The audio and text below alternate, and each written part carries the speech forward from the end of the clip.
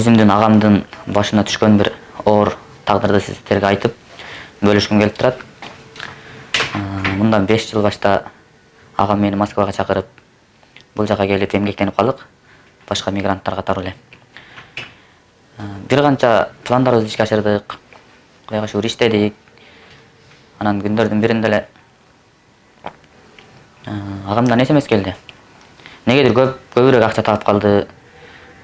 Машиналарды алдык, Кыргызстанга үйлөрдү салдык. Анан эмне иштеп атабыз десем эле, акыркы кездери эмнеде иштеп атканын айтпай калды. Көрсө наркотик ташып доставка кыла баштаган экен. Көпкө деле созулбады бул ишке киргенине. Анан бир жолу подстава болуп өзү кармалды.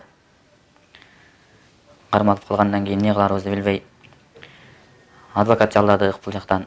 Адвокат болом дегендер четтен чыкты, акча сурашты. Айтор биздин эң негизги эле максатыбыз агамды аман-эсен чыгарып калуу болду.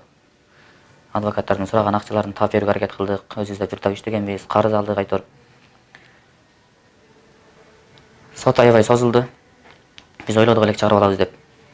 Бирок тилекке каршы чыккан жок. Далил менен кармалган экен. 3 айга чейин 3 айдан кийин соту болду дагы. Соттун жыйынтыгы менен эң аз мөөнөт 12 жылга эркинен ажырап кетти.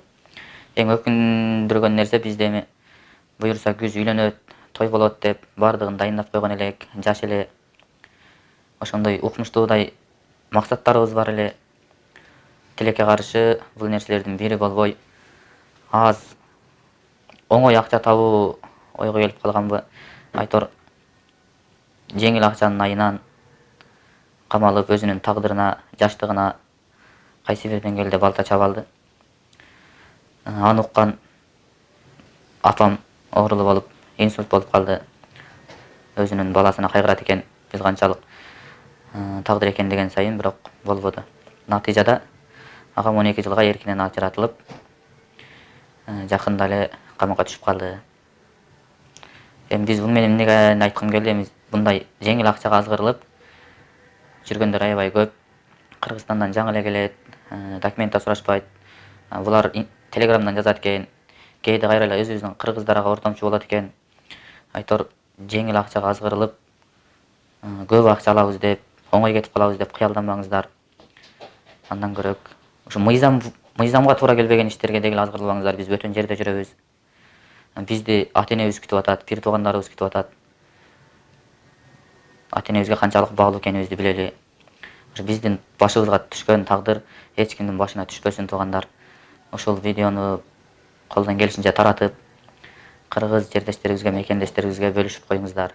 Урматтуу Москва шаарындагы мекендештер, Medical Amir клиникасы төмөнкүдөй кызматтарды көрсөтөт. Баса, бизде стоматология кызматы 24 саат бою дем алышсыз иштейт. Эң башкысы, бардык кызматтарга алдын ала жазылсаңыз, 10% арзандатуу бар. Стоматологиянын бардык кызматтары: гинеколог, уролог, хирург, травматолог, проктолог, флеболог, пластикалык хирург, терапевт, невролог, аллерголог, дерматолог, лор-врач, эндокринолог, педиатр, лечебный массаж, УЗИ, ЭКГ, тиштен рентгени, мындай мүмкүнчүлүктү колдон чыгарбаңыз. Медицинанын ар бир тармагы боюнча кесипкөй адистер бар. Оору деген онтоодон арылып, шыпа таап кетиңиздер.